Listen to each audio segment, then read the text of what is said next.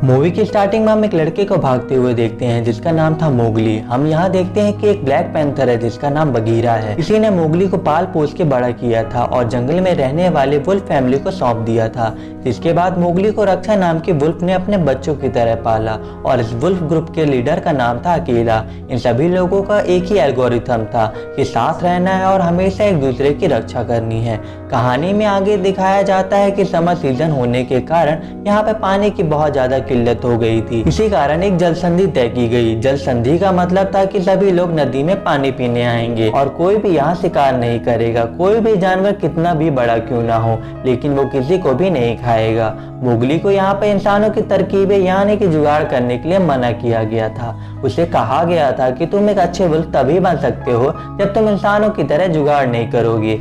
यहाँ हम देखते हैं कि जंगल में सारे जानवर एक साथ आके पानी पी रहे थे, लेकिन तभी वहाँ जानवर एक दूसरे से हटने लगे और तब यहाँ एंट्री होती है जंगल के राजा की, जिसका नाम था शेर खान। वो कहता है कि मुझे यहाँ इंसान की खुशबू आ रही है। तब वुल्फ का लीडर अकेला कहता है कि ये इंसान हमारे साथ में है, जो कि हमारे साथ ही बड़ा हुआ है और इसे हम तुम्हें नहीं दे सकते हैं। तो शेर खान कहता है कि तुम लोगों को पता है कि अगर तुम लोग मेरे शिकार के बीच में आए तो हश्र क्या होगा, फिर से बारिश आएंगी और फिर से तालाब भर जाएगा। तब इस लड़की को कौन बचा सकता है। ये कह के शेर खान वहां से चला जाता है और कुछ टाइम बाद में रेनी सीजन आ चुका था, यानी कि जल संधि का टाइम खत्म हो चुका था। हर जगह पानी आने लग गया था और नदियां भर चुकी थी। जंगल के सभी जानवरों के बीच मीटिंग होने लगती है, जहाँ पे सारे वुल्फ और ब्लैक पैंथर यानी कि बगीरा भी था। मोगली को समझ आ चुका था कि सभी लोग उसके कारण बहुत बड़ा रिस्क मोल लेने वाले हैं। इसी वजह से वो अकेला के पास में जाता है और सभी को कहता है कि मैं यहाँ से चला जाऊंगा। बगीरा कहता है कि इसका जाना ही ठीक रहेगा, ये जिन लोगों के बीच में आया है वहाँ ये बिल्कुल सेफ रहेगा और न ही शेर खान इसे कुछ कर पाएगा। रक्षा, जो कि उस बच्चे को खुद की माँ कहती थी, वो मोगली को जाने से मना कर देती है और कहती है कि मैं तुम्हें कहीं नहीं जाने दूंगी। लेकिन मोगली को फिर भी वहां से जाना पड़ता है। वो अपनी माँ से गले मिलकर और उस जगह को छोड़ के बगीरा के साथ बस्ती के लिए निकल जाता है। और सफर में जब ये लोग आगे बढ़ते हैं तब इन्हें हाथियों का समूह दिखता है, जिस पर बगीरा मोगली को सर झुकाने के लिए कहता है, क्योंकि हाथियों की वजह से जंगल बना है और वही जंगल के करता धरता है। और अब बगीरा और मोगली चलते चलते एक घास के मैदान में पहुंच जाते हैं, जहाँ भैंसों का बहुत बड़ा झुंड होता है। पर तभी अचानक से शेर खान उन पर हमला कर देता है, जहां मोगली को बचाने के लिए बगीरा शेर खान से भिड़ जाता है और मोगली को कहता है कि दौड़ते हुए घाटी की उत्तर की तरफ जाओ, जहां रात में भी आकाश चमकता है। और मोगली करता भी वैसा ही है, वो घाटी के उत्तर की तरफ दौड़ता है। तो वहीं बगीरा शेर खान से लड़ते हुए घायल हो जाता है और अब शेर खान मोगली का पीछा करता है और उस पर झपटने वाला होता है कि तभी भैंसों का झुंड तेजी से आता है और शेर खान से लड़ जाता है। वही मोगली घाटी में पहुंच जाता है, जहाँ भैंसों का झुंड आता है और मोगली उनमें से एक भैंस के ऊपर चढ़कर शेर खान से बच जाता है। और इस नाकामी के बाद शेर खान भेड़ियों के पास जाता है और उनके सरदार अकेला को जान से मार डालता है। और मोगली भी जिस भैंस के ऊपर होता है, उस भैंस का झुंड एक पहाड़ के सक्रिय इलाके से चल रही होती है।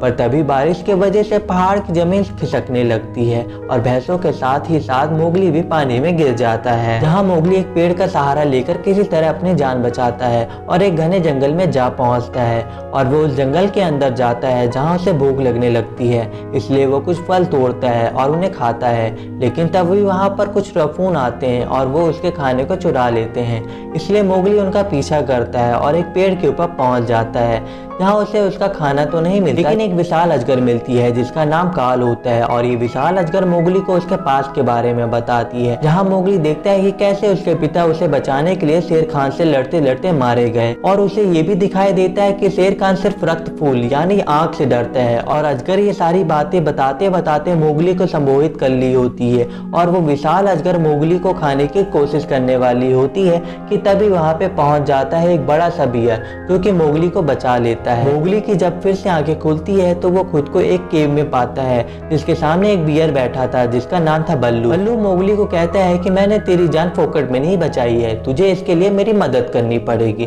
तो मोगली कहता है कि मैं तुम्हारी कोई मदद नहीं करने वाला, मुझे बस यहाँ से जाना है जहाँ पर मेरे जैसे लोग रहते हैं। तो बल्लू मोगली को कहता है कि तू मेरी थोड़ी सी मदद कर दे, क्योंकि विंटर सीजन आने वाला है और हम भालू उस समय कुछ भी नहीं कर पाते।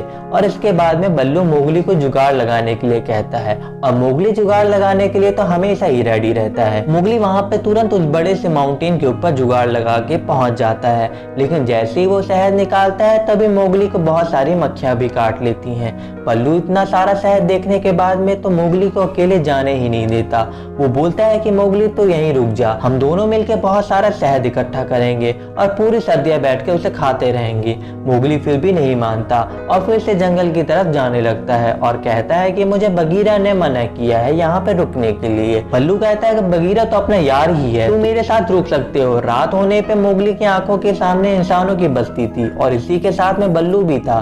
बल्लू कहता है कि अगर तू मेरे साथ थोड़े दिन रुक जा और यहाँ पे रह के देख, तेरी सेफ्टी मैं करूंगा और किसी को भी पता नहीं चलेगा कि तू मेरे साथ है। अगर तुझे अच्छा ना लगे तो मैं तुझे खुद छोड़ाऊंगा इंसानों की बस्ती में। मोगली खुद भी इंसानों के बीच भी नहीं रहना चाहता था, इसी कारण वो बल्लू की बात मानकर उन्हीं के पास रह जाता है।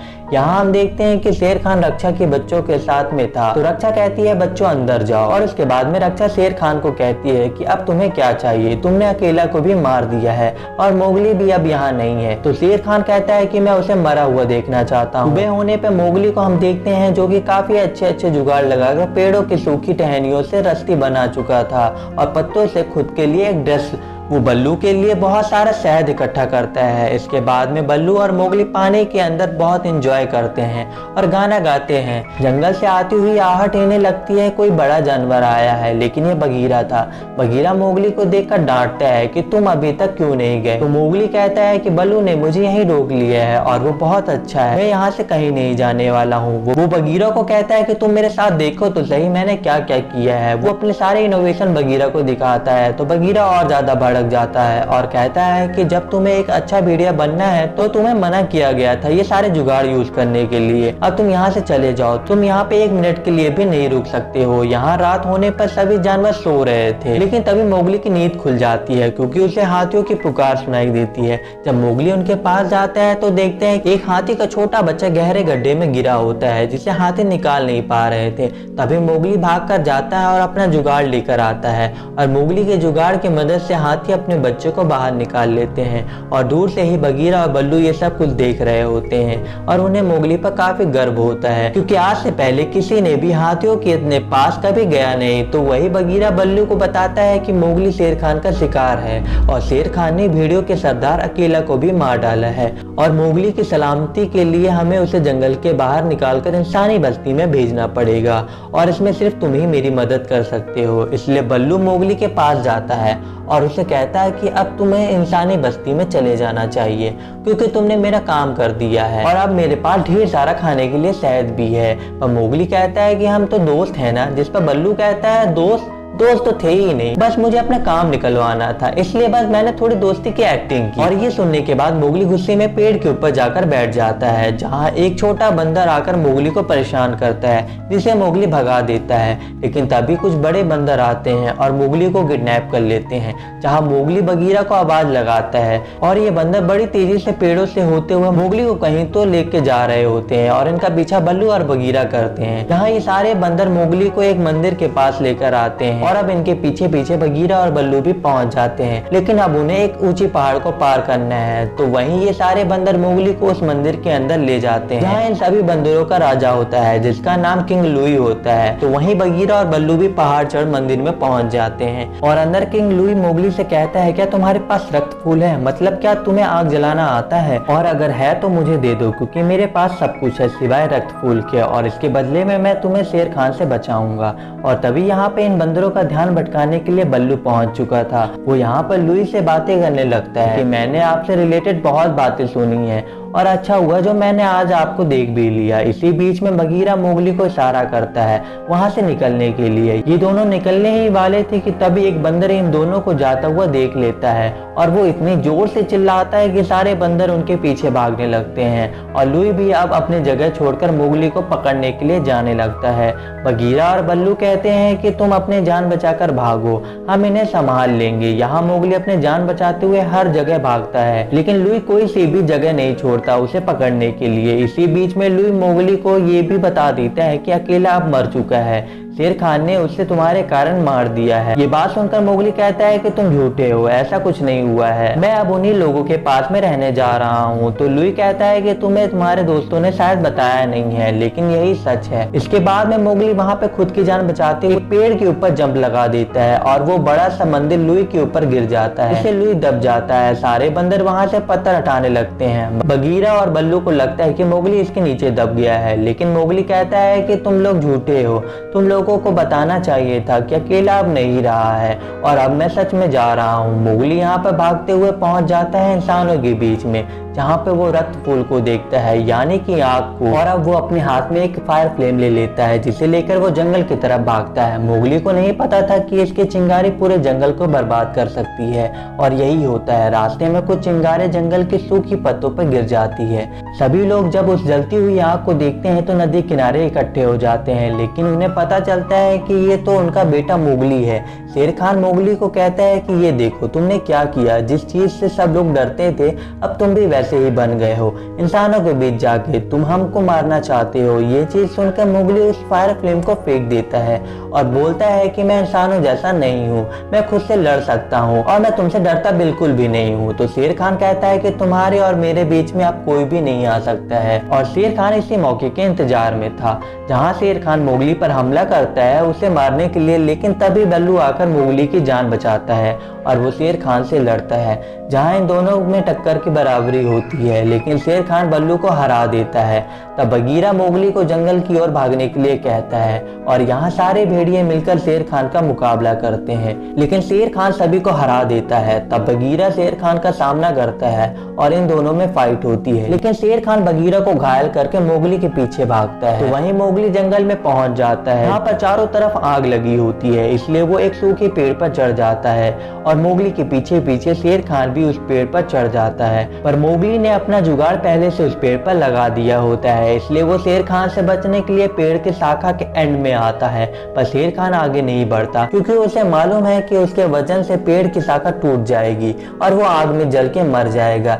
इसलिए मोगली शेर खान को उकसाता है और उसे कहता है कि मैं तुमसे नहीं डरता। इसे सुनने के बाद शेर खान एक छलांग लगाते हुए मोगली पर हमला करता है, जहाँ मोगली तो अपने जुगाड़ से बच जाता है, लेकिन शेर खान नहीं बच पाता और वो उस रक्त फूल की आग में गिर के भस्म हो जाता है और इसी तरह शेर खान की मौत हो जाती है। पर अभी भी सब कुछ पूरी तरह से ठीक नहीं होता, क्योंकि जंगल में अभी भी आग लगी होती है। यहीं दूसरी तरफ जंगल में सारे घायल जानवर मोगली के बारे में सोच रहे थे कि आखिर मोगली जिंदा हो गए या नहीं होगा, और तभी वहां से मोगली निकल के आता है, वो भी हाथी के ऊपर बैठ के। जैसा कि बताया गया था कि जहाँ हाथी अपने दांत गाड़ेंगे वहीं से नदियां शुरू हो जाएंगी।